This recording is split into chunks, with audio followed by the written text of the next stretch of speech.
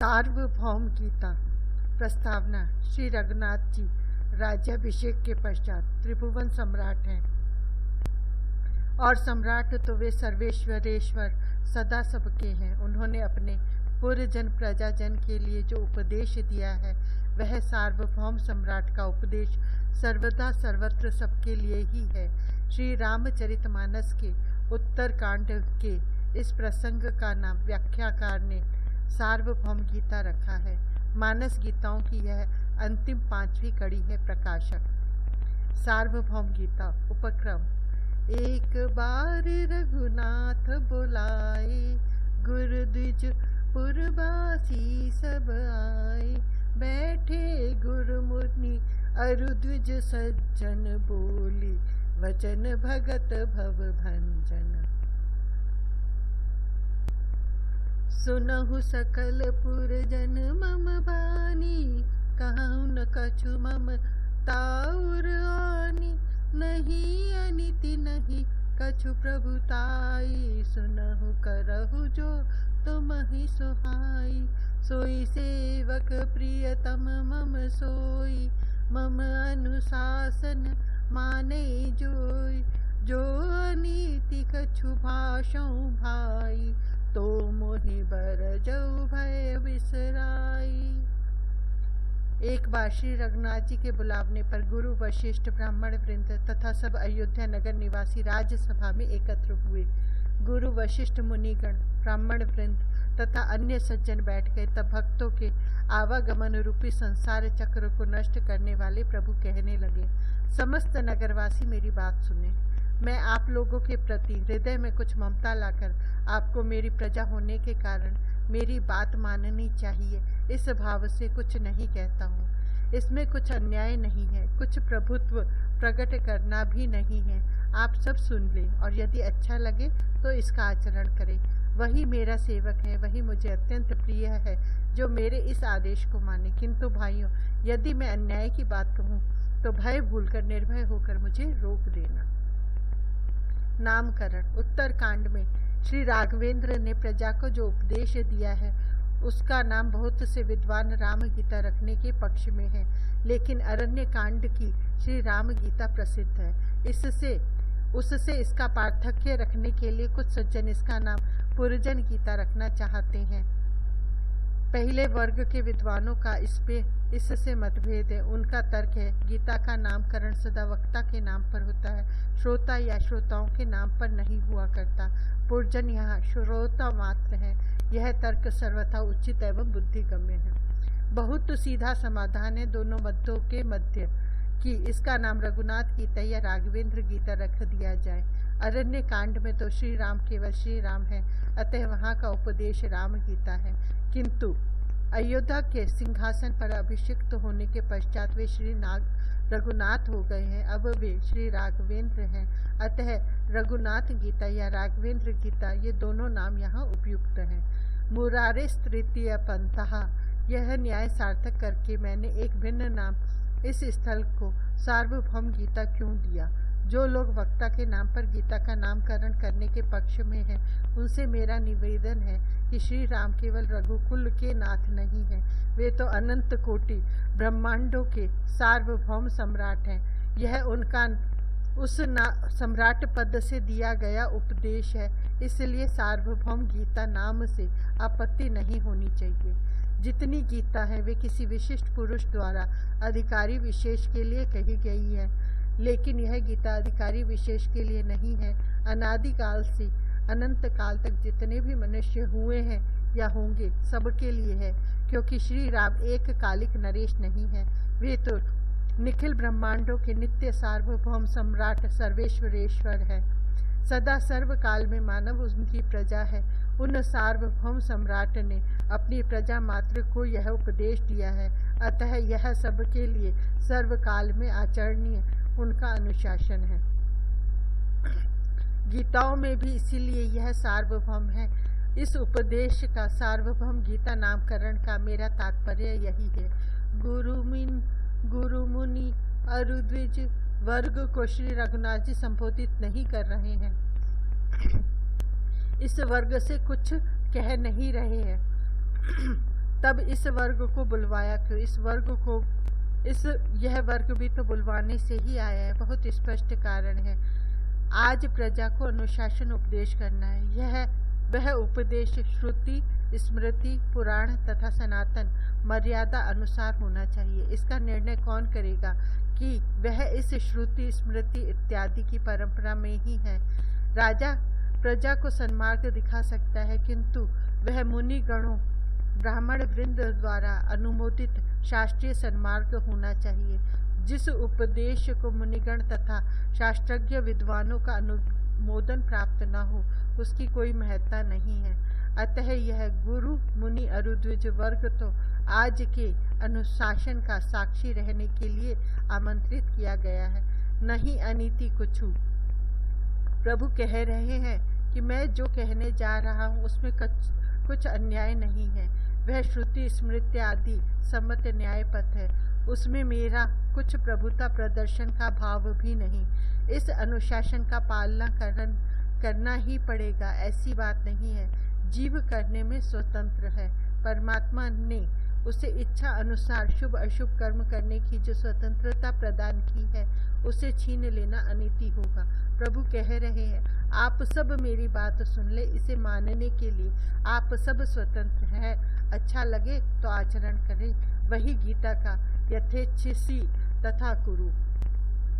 लेकिन एक बात श्री राघवेंद्र स्पष्ट कह रहे हैं, सब लोग मेरे इस उपदेश को मानने को स्वतंत्र तो हैं, किंतु मेरा सेवक वह है और वही मुझे अत्यंत प्रिय है जो मेरे अनुशासन को माने। इसका अर्थ यह है कि जिसे मेरा सेवक रहना है, जिसे मेरा प्रिय बनना है, उसे तो मेरा अनुशासन मानना ही चाहिए।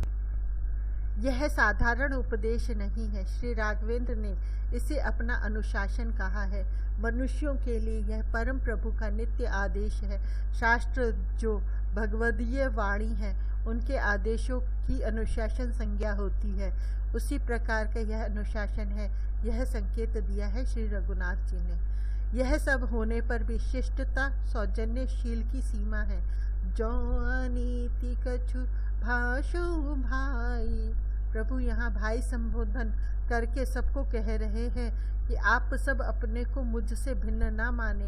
भरत, लक्ष्मण, शत्रुघ्न के समान आप सब मेरे भाई हैं। आप मेरा प्रतिवाद कर सकते हैं, मुझे रोक सकते हैं। भय बिसराए, सम्राट से भय करना चाहिए, इस बात को भूल जाइए।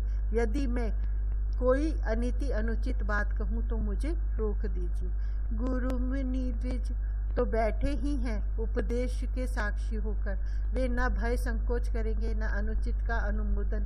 ऐसी अवस्था में सामान्य प्रजा वर्ग को शील के कारण ही यह बज्रजेहू की बात कही जा रही है। गुरु मुनि द्विज अत्यंत सदैव सहनशील हैं। वे किसी छोटी मोटी बात पर अयोध्या के चक्रवर्ती सम्राट को न रोके टोके। यह संभव है। यह भी हो सकता है कि जो बात गुरु मुनि द्विज वर्ग को अनीति न लगे, वह पुरुषजनों में से किसी को भ्रम, प्रमाद, विचार वैभिन्न या कुलाचार भेद से वैसी लगे। इसलिए सबको पूरी छूट है कि अपना विरोध प्रकट करके अपना समाधान प्राप्त कर लें। इसका यह भी स्पष्ट अर्थ है कि मर्यादा पुरुषोत्तम का यह अनुशासन अयोध्या के गुरु, वशिष्ठ, मुनिगण, द्विजवृंद, सामान्य नागरिक तथा समस्त पुरुषजनों द्वारा अनुमोदित है। उसे सबका समर्थन प्राप्त है। विशेषार्थ, एक बार रघुनाथ बुलाए। गुरु द्विज पुरवासी वृंद स्वयं नहीं आए थे। उनको कुछ निवेदन नहीं करना था, न उन्हें कुछ कहना था। उन्हें कदाचित पता भी नहीं था कि उन्हें क्यों बुलाया गया है। श्री रघुनाथ जी ने उन्हें बुलाया था। श्री रघुनाथ जी उनके सम्राट थे, सम्मान्य थे, श्रद्धेय थे और परम प्रिय थे, इसलिए वे एकत्र हो गए। गुरुदेव वशिष्ठ थे, आगतों में मुनिगण थे, ब्राह्मण समूह था, नगर के सम्मानित सज्जन थे तथा नगरवासी थे। वह राजसभा थी। वहाँ मर्यादा अनुसार सबके बैठने या खड़े रहने के स्थान निश्चित थे। गुरु मुनि अरुद्विज सज्जन वर्ग अपने निश्चित स्थानों पर बैठ गए।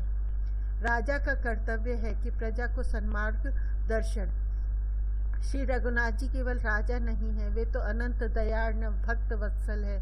उनकी समस्त प्रजा उनकी भक्त है। अयोध्या के बालक सुख सारिकाओं तक को सिखलाते हैं।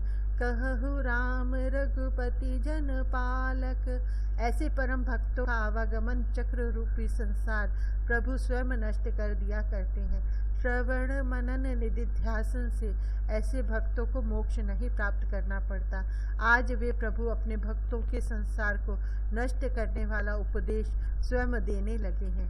तनिक सोचने की बात है, आज श्री राम भगत भव भंजन उपदेश देने जा रहे हैं। स्वभावतः प्रश्न उठेगा किसे? उत्तर तो वही है। प्रभु स्वयं कह रहे हैं, सुनहु सकल पुर जन मम बानी। लेकिन यहाँ पुरजन बहुत व्यापक अर्थ लेकर आया है। अयोध्यावासी तो उस उपदेश का पहले से पालन कर रहे हैं। उन्हें इस उपदेश की आवश्यकता क्या? उनके पास भव है कहाँ? श्री राम स्वयं उनके मध्य है। अब क्या भव भंजन के लिए उन्हें किसी विशेष उपदेश आचरण या ज्ञान की आवश्यकता शेष रह गई है? सप्तकोष्ठा नव द्वारा देवा नाम कुहु अयोध्या। इस नियम वचन को यहाँ स्मरण कर लेना चाहिए। यह मनुष्य शरीर अयोध्या है। समस्त मानव वे किसी भी काल में हो पुरजन है, और इसीलिए जगत के परात्पर प्रभु कह रहे, सुनहु सकल पुर जन मम बानी। वे समस्त पुरजनों को संबोधित कर रहे हैं, परंतु वे मर्यादा पुरुषोत्तम है। इसलिए अयोध्या के पुरजनों को बुलाकर उन्हें उपदेश का निमित्त बना लिया है, उन करुणा वरुणालय ने। कहूँ न कछु ममता उरानी। इसमें श्री रघुनाथ जी ने बहुत स्पष्ट कर दिया है कि वर्तमान अयोध्या वासियों के ममत्व के कारण इस समय कुछ वे नहीं कह रहे हैं। अयोध्यावासी प्रभु को परम प्रिय हैं। अति प्रिय मोहि यहाँ की वासी, यह वे स्वयं कह चुके हैं। ऐसी अवस्था में उनके प्रति प्रभु का ममत्व तो है ही, वे श्री राघवेंद्र के निज जन हैं ही। तब ममत्व से तटस्थ होकर यह अनुशासन क्यों? इसलिए कि यह उपदेश केवल उन ममतास्पद लोगों के लिए ही नहीं है, यह मनुष्य मात्र के लिए है। अयोध्या के पुरजन तो निमित्त मात्र है इस उपदेश जाह्नवी के प्राकट्य में। सुनहु सकल पुरजन, प्रभु केवल पुरजनों को संबोधित कर रहे हैं। यह उन मर्यादा पुरुषोत्तम की मर्यादा है। राज्यसभा में गुरु मुनि और द्विज भी हैं। यह वर्ग पुरजन नहीं है। महर्षि वशिष्ठ मुनिगण तथा ब्राह्मण समुदाय नगर में नहीं रहता, यह तो अरण्यवासी वर्ग है। भारत में जब तक समाज का अधःपात नहीं हुआ था, ब्राह्मण का नगर में भवन नहीं बना था। नगर निवास ब्राह्मण ने अपने ब्राह्मणत्व का अपमान माना, उसकी कुटिया सदा वन में रही। इस पूज्य वर्ग को उपदेश करने की आवश्यकता नहीं है। भारत का सम्राट सदा से विप्रों का शासन सिर पर लेता रहा है, उसे अनुशासित करने की धृष्टता कोई उद्दत नरेश भी नहीं करता। फिर क्यों कोई उपदेश देगा इन तपस्या, त्याग, तितिक्षा और ज्ञान की सजीव साकार मूर्तियों को? ज्ञान इनके चरण नख की किरणों का स्वतः निःसृत प्रवाह है। बड़े भाग मानुष तनु पावा, सुर दुर्लभ सब ग्रंथिन गावा। साधन धाम मोक्ष कर द्वारा, पाई न जहि पर लोक संवारा। सो परत्र दुख पावई, सिर धुनि धुनि पछिताय। काल ही कर्म ही ईश्वर ही, मिथ्या दोष लगाए। बड़े सौभाग्य से मनुष्य देह प्राप्त हुआ, यह देवताओं के लिए भी दुर्लभ है। ऐसा सभी वेद, स्मृति, इतिहास, पुराण आदि ग्रंथ कहते हैं। यह समस्त साधना का धाम तथा मोक्ष का द्वार है। इसे पाकर भी जिसने परलोक बना नहीं लिए, वह परलोक और इहलोक में भी दुख पाता है। काल, कर्म और ईश्वर को दोष लगाकर बार बार सिर पीट कर पश्चाताप करता है। दुर्लभम मानुषम जन्म, भागवत। कबहुक करि करुणा नर देहि, देत ईश बिनु हेतु सनेहि। 84 लक्ष योनियों में केवल मनुष्य योनि ही कर्म योनि है, शेष सभी भोग योनियां हैं। उन योनियों में किए कर्मों का फल नहीं होता। जैसे सिंह जो हिंसा करता है उससे उसे पाप नहीं होता, इसी प्रकार देवता अनेक बार यज्ञ पूजन तथा भगवान के दर्शन तक करते हैं।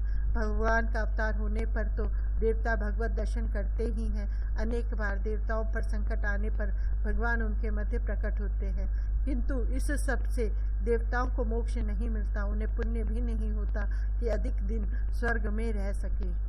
कल्पायुषाम स्थान जयात पुनर्भवात क्षणायुषाम भारत भूजयो वरम क्षणेन मर्त्येन कृतम मनस्विनः संन्यस्य संयान्त्यभयम पदम हरे।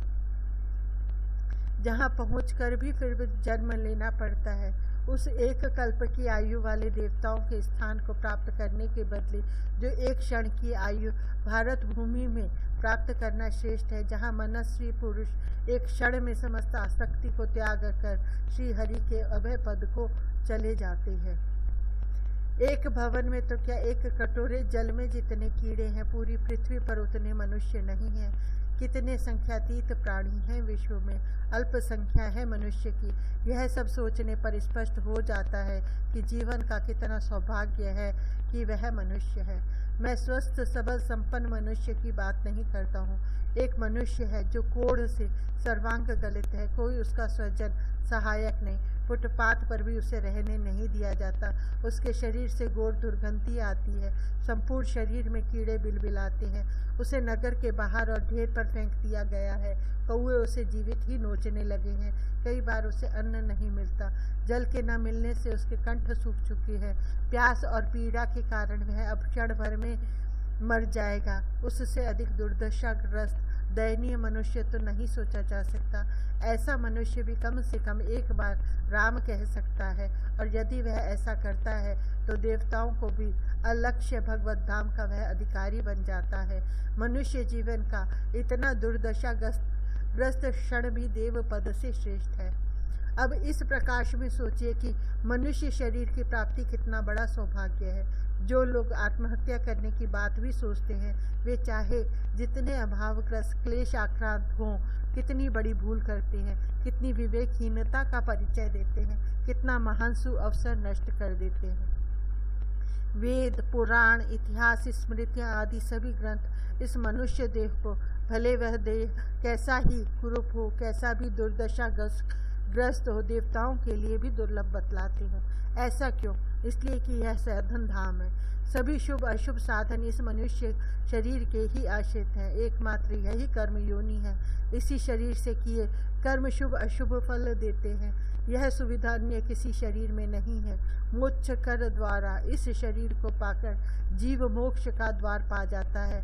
उस द्वार में प्रवेश करना न करना उसकी इच्छा एवं प्रयत्न पर निर्भर है, किंतु द्वार उसे मिल गया है। वह चाहे तो साधन करके माया के बंधनों से त्राण पाले, आवागमन के चक्र से छूट जाए। दूसरे किसी देह से मुक्ति नहीं पाई जा सकती। मनुष्य शरीर पाकर परलोक सुधारना चाहिए। पाई न जेहि परलोक संवारा, यह बात सो उद्देश्य कही गई है।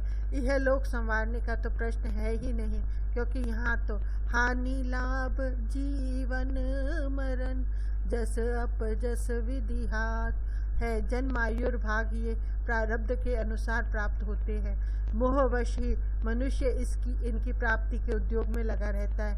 अन्यथा प्रारब्ध में जैसा जितना धन, स्वजन संयोग, स्वास्थ्य या यश है उतना मिलकर रहेगा, तथा निर्धनता, स्वजन वियोग, रोग, अयश भी भाग्य के अनुसार प्राप्त होंगे ही। इन्हें अपवादों को छोड़कर बदला नहीं जा सकता। कर्मण्येवाधिकारस्ते मा फलेषु कदाचन, कर्म करने में ही मनुष्य का अधिकार स्वतंत्रता है, फल पाने में भी नहीं है। ऐसी अवस्था में सांसारिक भोगों की प्राप्ति के लिए व्यर्थ उद्योग करते ही रहना अविवेक तो है ही। इस कर्म स्वातंत्र्य का उपयोग है पारलौकिक अभ्युदय प्राप्त करने में।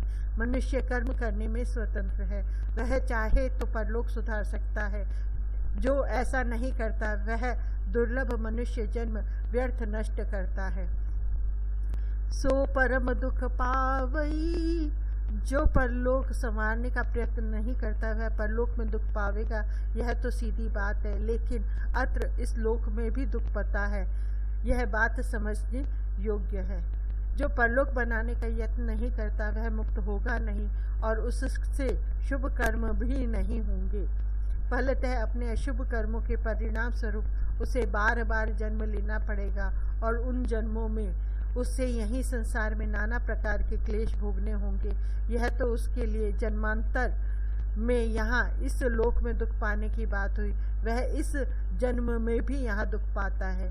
कोई परलोक सुधारने का यत्न करे या ना करे, दोनों दशा में उसे सुख दुख तो प्रारब्ध के अनुसार ही मिलेगा। ऐसी अवस्था में जो परलोक बनाने का यत्न नहीं करता उसे यहाँ इस जन्म में दुख मिलता है। यह बात कहने का क्या अर्थ? जो परलोक बनाने का यत्न करता है, मानना पड़ेगा कि उसके चित्त में परलोक प्रारब्ध तथा परमात्मा पर विश्वास है। वह जानता है कि सभी अभाव, दुख, स्वजन वियोग, अस्वास्थ्य, अयश आदि प्रारब्ध से प्राप्त होते हैं।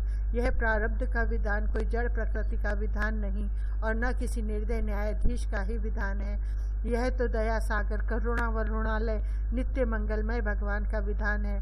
यह उस अनंत क्षमा सिंधु का मंगल विधान है जिसे दंड देना आता ही नहीं।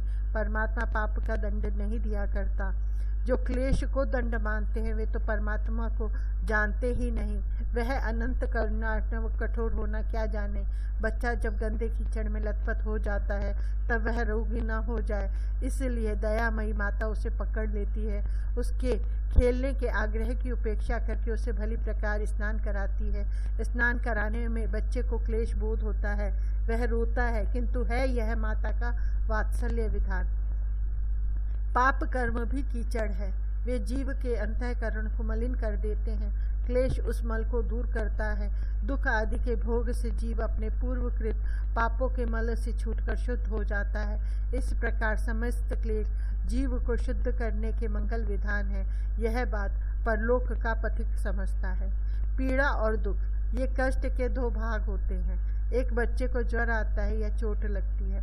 जब तक ज्वर की या चोट की पीड़ा है वह रोता छटपटाता है। उस पीड़ा के दूर होने पर वह खेलने लगता है। ज्वर गया नहीं, घाव पक जाएगा, उसकी उससे चिंता नहीं। लेकिन एक वयस्क व्यक्ति ज्वर उतर जाने पर भी चिंतित रहता है कि अभी भीतर ज्वर है, घाव पक न जाए, यह उससे चिंता है। यह चिंता पीड़ा नहीं है, पीड़ा का दुख है। एक बालक का फोड़ा चीरा जाता है, वह बहुत रोता छटपटाता है। एक समझदार व्यक्ति का फोड़ा चीरा जाता है, वह प्रसन्न होता है कि सफल ऑपरेशन हुआ। फोड़े को चीरने की वेदना दोनों को हुई, वही पीड़ा थी। एक के मन को दुख हुआ, वह दुख समझदार व्यक्ति को नहीं हुआ। फांसी की आज्ञा सुन न देने पर अभियुक्त को दुख होता है, पीड़ा नहीं होती। खुदीराम बोस को फांसी की आज्ञा सुनाई गई तो देश पर बलिदान होने की इतनी प्रसन्नता उन्हें हुई कि एक सप्ताह में उनके शरीर का वजन 5 सेर बढ़ गया। जो परलोक सुधारने का प्रयत्न कर रहा है उसे भी प्रारब्ध अनुसार अयश, रोग, अभाव आदि प्राप्त होते हैं। शारीरिक पीड़ा उसे होती है लेकिन उसे दुख नहीं होता। वह प्रत्येक अवस्था को भगवान का मंगल विधान मानकर प्रसन्न रहता है। लेकिन जो परलोक सुधारने में नहीं लगता वह इस लोक के भोगों की प्राप्ति का बार बार प्रयत्न करता है।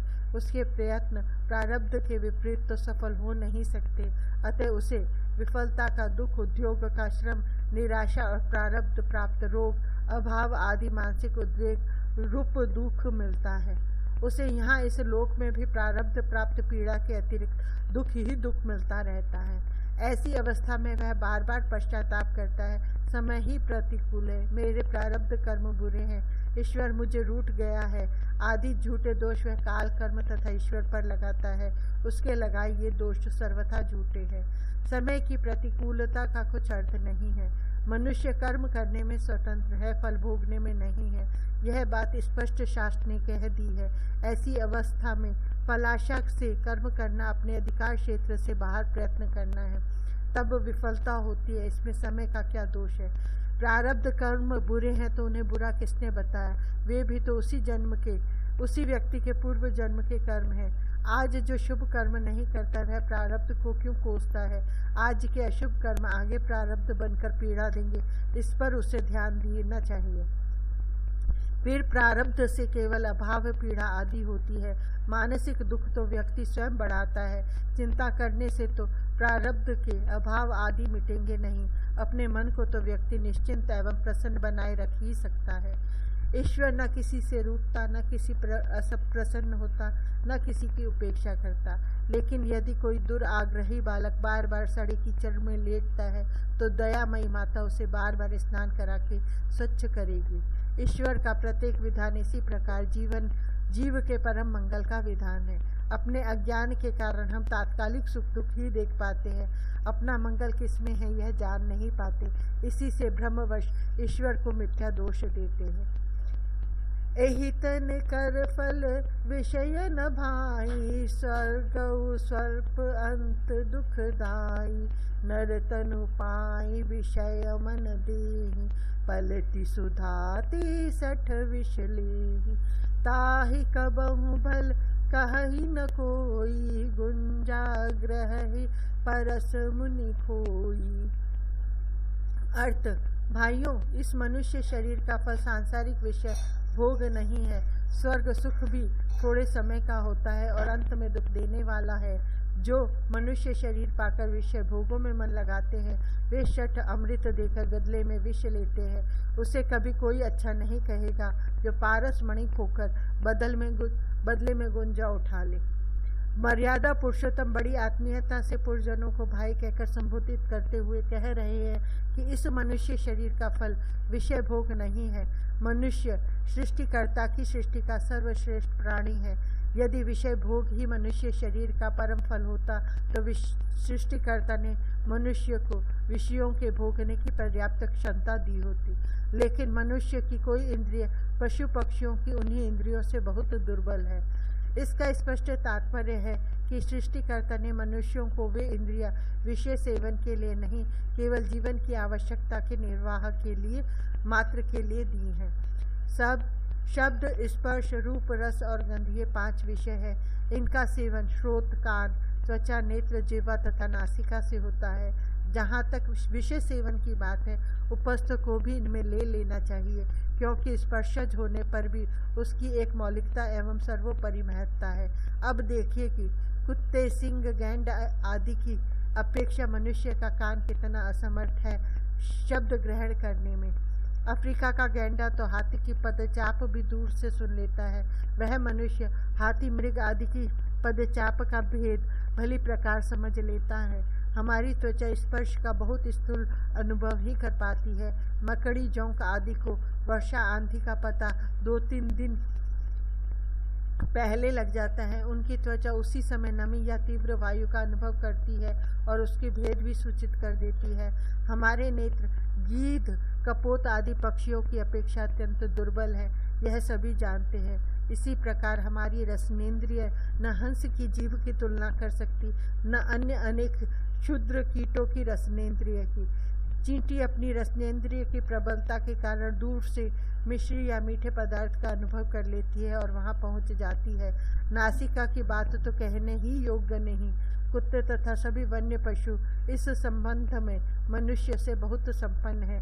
अब रही उपस्थ की बात, सो वृषभ का, शुकर, राज का स्वास्थ्य देख लीजिए और सोचिए कि यदि कोई बलवान मनुष्य भी उसी प्रकार रत्ती लोलुप हो जाए तो क्या दशा होगी उसके शरीर की। ये उदाहरण स्पष्ट कर देते हैं कि हमारी इंद्रियां जीवन को आवश्यकता निर्वाह मात्र के लिए हमें मिली है। स्वर्ग में निर्बाध सुख भोगा जा सकता है, यह बात ठीक है। वहाँ इंद्रिय शक्ति अपरिमेय होती है और थकान नहीं आती। लेकिन तेतम भुक्त्वा स्वर्ग लोकम विशालम क्षीणे पुण्य मर्त्य लोकम विशंति। कितने दिन का है स्वर्ग सुख? पुण्य समाप्त हुआ और स्वर्ग से पतन निश्चित है। कोई महान पुण्यात्मा हो तो भी क्या, स्वर्ग स्वयं स्वल्प है, एक कल्प से अधिक वह रह नहीं सकता। प्रलय में स्वर्ग नष्ट हो जाता है। जीव नित्य है, उसके अनंत अनंत आयु काल में एक कल्प किस गणना में है, कोई अंश भी तो उसे नहीं कह सकते। अंत दुखदायी, कितना बुरा होता है सुख भोगने के पश्चात दुख भोगना। कड़वा खाकर मीठा खाना तो ठीक, किंतु मीठा खाकर कड़वा खाना पड़े तो कड़वाहट दुगुनी जान पड़ी है। जो सुख संपत्ति में रहे हैं सहसा उन पर विपत्ति पड़े तो कितनी व्यथा होती है उन्हें। स्वर्ग में सदा रहना हो नहीं सकता। पुण्य समाप्त होने पर उस अपार सुखमय लोक से आना पड़ता है इस दुख अभाव एवं आपत्तिग्रस्त संसार में। स्वर्ग का सुख भी इस दुखद अवसान को देखते हुए है। जिसे दुख अभाव में ही आना है वह कुछ काल सुख समृद्धि में रहकर अपनी पीड़ा द्विगुण कर ले, यह समझदारी तो नहीं है। इसलिए वे शठ है, मूर्ख है, जो मनुष्य शरीर पाकर विषय भोग में मन को लगाते हैं। मन को प्रभु में लगाना ही अमृत है। मन प्रभु में लग जाए तो नित्य अमृतत्व प्राप्त हो जाए, जन्म मरण का चक्र समाप्त ही हो जाए। इस अमृत को बदल कर वे मूर्ख विष लेते हैं। विषयों में मन लगाना तो विष है, इसके फल से तो बार बार जन्म लेकर मरण होगा। विषेन्द्रिय संयोगाद्यतदग्रे अमृतोपमम परिणामे विस्मीव तत्सुखम राजसम स्मृतम। इंद्रियों को अपने विषयों से संयोग होने पर जो सुख प्राप्त होता है वह राजस सुख कहा जाता है। वह प्रथम तो अमृत जैसा जान पड़ता है, किंतु परिणाम में विष की भांति है। मन को प्रभु से लगाना अमृत है। मन प्रभु में लगाने के प्रयत्न में ही संतोष तथा आनंद उपलब्ध होता है। अशांति, उद्विग्नता, मनस्ताप दूर हो जाते हैं। भोग में रोग तो प्रसिद्ध है। जो नेत्रों के विषय रूप में पड़ेगा, थोड़े दिनों में उसकी नेत्र ज्योति क्षीण हो जाएगी। जीवा लोलुप अजीर्ण के रोगी होकर भोजन में असमर्थ हो जाते हैं, यह सब जानते हैं। इसी प्रकार अति कामुक व्यक्ति प्रमेह आदि अनेक रोगों से ग्रस्त होकर नपुंसक होते देखे जाते हैं। नासिका से गंध ग्रहण के लोलुपों की नासिका सामान्य गंध ग्रहण में असमर्थ हो जाती है। यही दशा श्रवणेन्द्रिय एवं त्वगेन्द्रिय की है। विषय भोग तो विषय, उन्हें अत्यंत अल्प मात्रा में शास्त्र अनुमोदित रूप में जीवन की आवश्यकता मात्र के लिए ग्रहण किया जाएगा तो वे औषधि का काम देंगे, अन्यथा वे शक्ति का, सुख का, जीवन का और सुख शांति का विनाश करेंगे। गुंजा गहई परस मनि खोई में यही बात फिर कही गई है। गुंजा ऊपर से बहुत सुंदर दिखती है, उसमें रंग है, रूप है, आकर्षण है, लेकिन वह है विष। उसे खा लेने पर बड़ा कष्ट होता है। संसार के विषय गुंजा के समान बाहरी आकर्षण रखते हैं। यतदग्रे अमृतोपमम, गीता के शब्दों में वे पहले अमृत से जान पड़ते हैं। उनमें रंग, रूप तथा आकर्षण होता है, लेकिन वे परिणामे विषमीव है। उनका सेवन यहाँ भी रोग, शोक, अशांतिदायी है और मरणात्तर भी नरक आदि देने वाला है। लेकिन भगवत स्मरण तो पारस है, उसके स्पर्श से जीव परम शुद्ध हो जाता है। उस पारस को छोड़कर जो गुंजा रूप विषय भोगों में लगे, उससे अच्छा कोई भी कह कैसे सकता है।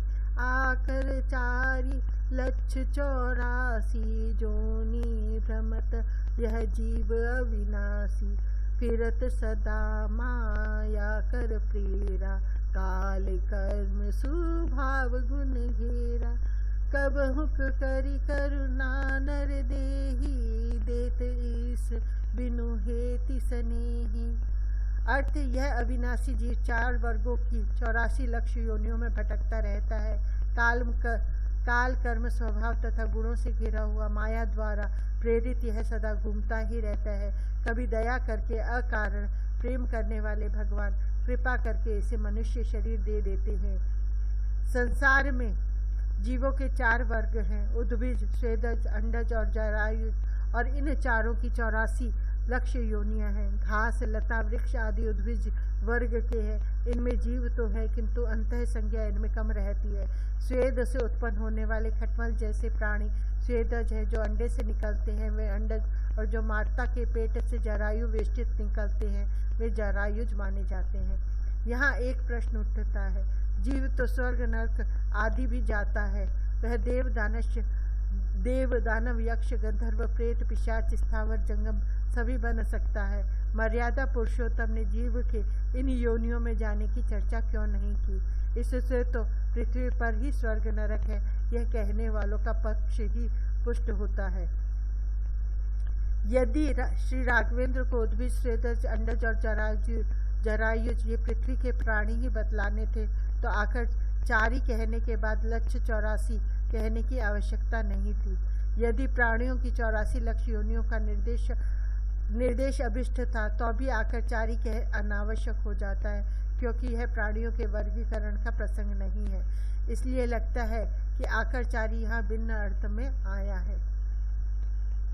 प्राणियों के दो वर्ग पृथ्वी में है, स्थावर एवं जंगम, और दो वर्ग अन्य लोकों में है, देव तथा प्रेत। स्थावर में पर्वत आदि तथा तृण वृक्ष आदि सब आ जाते हैं। जंगम में स्वेदज अंडज एवं जरायुज सभी प्राणी आते हैं। देव वर्ग के भीतर ही यक्ष किन्नर गंधर्व दैत्य दानव राक्षस आदि सब है, क्योंकि दानव आदि को अनेक स्थानों पर शास्त्रों ने उपदेव वर्ग में ही माना है। दैत्य दानव देवताओं के बड़े भाई हैं भी। नरक पितृलोक और प्रेतलोक के सभी प्राणी प्रेत वर्ग में आ जाते हैं। इस प्रकार आकरचारी का अर्थ स्थावर जंगम एवं देव प्रेत ये चार वर्ग मान ले तो वह संपूर्ण क्षेत्र आ जाता है जहाँ जीव जन्म लेता या ले सकता है। इन चार वर्गों में 84 लक्ष योनियों में यह अविनाशी जीव भटकता रहता है। जीव अविनाशी है, शरीरों के जन्म मरण से वह जन्मता या मरता नहीं, इसलिए अनादिकाल से वह आकरचारी लक्ष्य 84 योनि में भटक रहा है। इस भटकने से उसे सहज छुटकारा नहीं मिलता, न मिल सकता।